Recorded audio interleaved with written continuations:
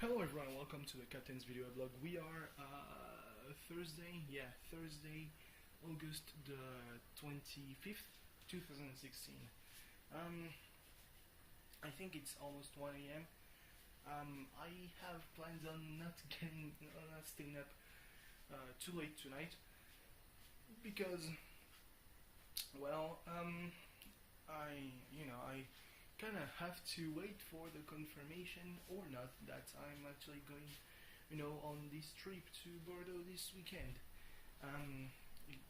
It's pretty important to have confirmation in the morning since I would leave in the afternoon. I first thought that I would get, my X-rays and everything for my foot also, but there's been a little bit of miscommunication, and now it's not happening. I'm kind of, that really bothers me because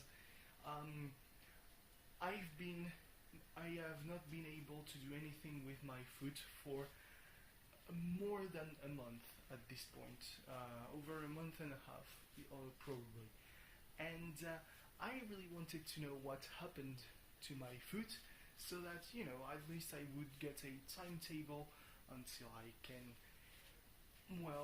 do stuff that involves efforts on my foot, because I guess that I can walk, but I'm still a bit afraid that if I walk too much I would get my foot completely fucked up. So yeah, I really wanted to know as soon as possible what that entailed. I guess I'm just gonna have to wait until next week. That's, I've known that I should have had that since last Friday actually. So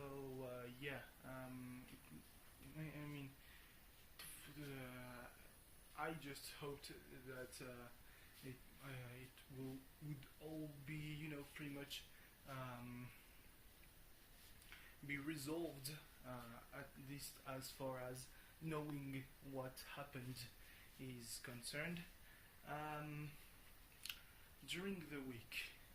But turns out that no, I will still have to wait. Anyway, so let's not get too negative, because it just feels right now that, oh boy, I am actually going to stay at home the weekend, and that's not a bad thing in itself, but it's just, hey, I got an open invitation to stay a weekend at a friend's house in Bordeaux, and the day before leaving I still don't know if it's still okay.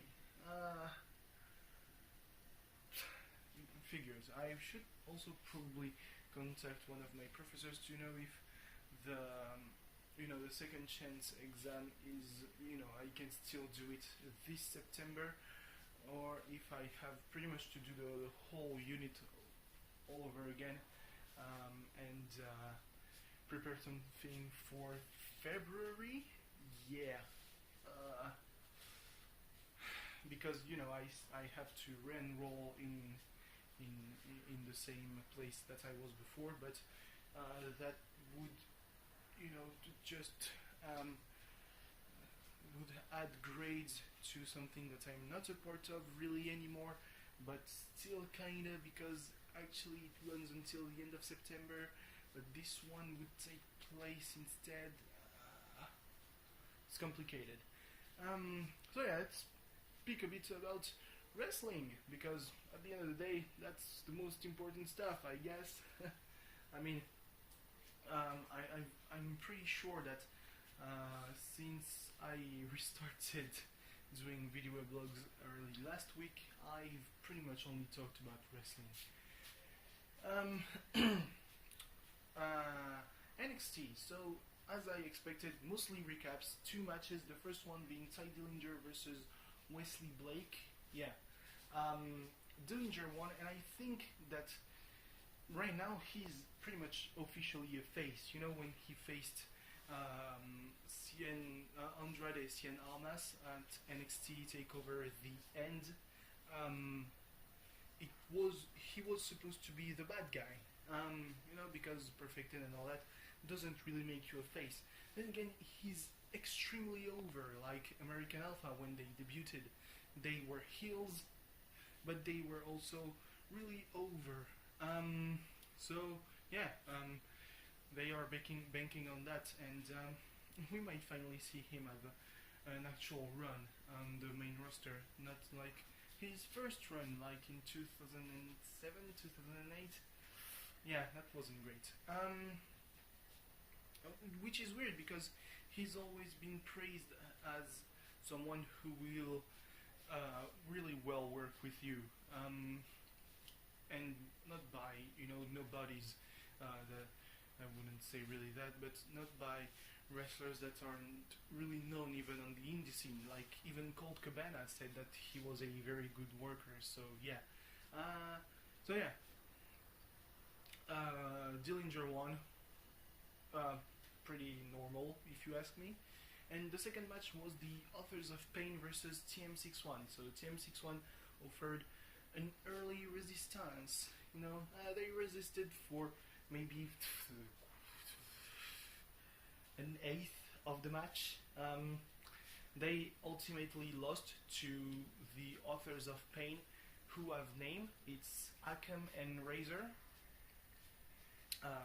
Razar, I don't know. And now they arrived like Taz. Taz, who I don't know if I talked about it last week, but who doesn't really enjoy the dar dar dar dar dar dar dar dar chants that accompany Noam Dar, Noam Dar.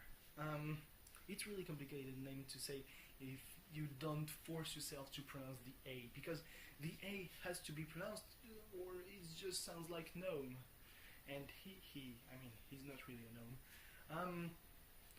So yeah, just your usual post takeover NXT episode, with matches that were taped just before takeover, so that they don't have to push the kayfabe too much. Like I feel that the commentators Corey Graves and Tom Phillips recorded most of the commentary afterwards because they talked about the results of the matches, but who knows. The episode of the Cruiserweight Classic was great.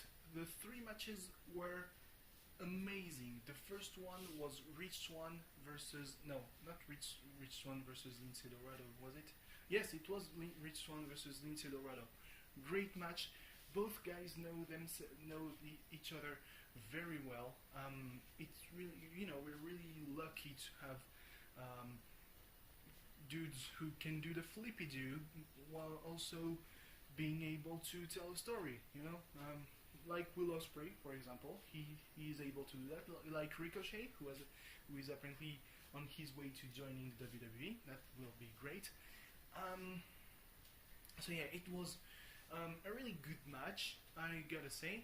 Rich Swann ultimately won, which is a good thing for him because he's apparently going to be one of the faces of the Cruiserweight division on Raw, and it would have been weird if he had been eliminated on the second round of the Cruiserweight Classic, because his track record on NXT TV, on episodes of NXT, isn't really that great because he has always lost. So there's that. The second match was Zack Sabre Jr. versus Drew Gulak, which was, technically very sound. Like, it was a just wonderful match from a technical standpoint. Drew Gulak refused the handshake at the beginning, which I think I thought it was against the rules, but turns out it's not. I mean, this isn't Ring of Honor, so yeah, do whatever. Zack Sabre Jr. won by submission, I think. Yeah, that sounds about right. I mean, it was a really great match. Like, as much as I enjoyed Rich Swann doing topes and Lindsay Dorado doing ranas and everything, Um, that match with guys countering submissions. No, he won actually with a pin. No. Now that I remember that. He won with a pinfall that was very, very innovative. Like he once, at one point, he tried a pin while bridging and crossing his arms, but Drew Gulak kicked out of that. And just a couple minutes later, he did pretty much the same thing, but that's why I thought he won by submission, because he put a lot of pressure on Gulak's lower body. Like the pin, he had the legs and bent. He was instead of just holding the legs, he was bent towards the head of Gulak, still having the shoulders on the ring, but yeah. And the last match was Johnny Gargano, who was him in very much kayfabe mode. Like he knew that they wouldn't win apparently against the Revival. He faced TJ Perkins. Perkins won, which makes me think that Gargano might as well not be the one who turns heel, because he is the one who always loses, and this time he also lost. Did he lose by submission? No. It was a great match too. Like all three matches last night were amazing.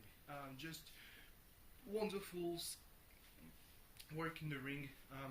Really should give praise to all 6 men involved. I think it's the quarterfinals that start next week, so that's going to be great too. Just Gargano has this ring awareness, and TJ Perkins has this cockiness to him. He dabbed during the match like, dude, you shouldn't really do that. You're gonna get kicked out of. But no, still wins. But I think that Ciampa might as well be the one who is going to turn heel. He's always on Gargano's side saying, yeah, he's just great, and he sees Gargano winning losing against everyone but Ciampa. That really doesn't help. So yeah, nothing else to talk about. We'll see tomorrow if I film in this room or in the train or wherever in Bordeaux or Toulouse, whatever. We'll see. Thanks for watching. See you tomorrow. Bye bye. Yeah, tomorrow. Or maybe Monday. Yeah. Ugh. Sounds weird.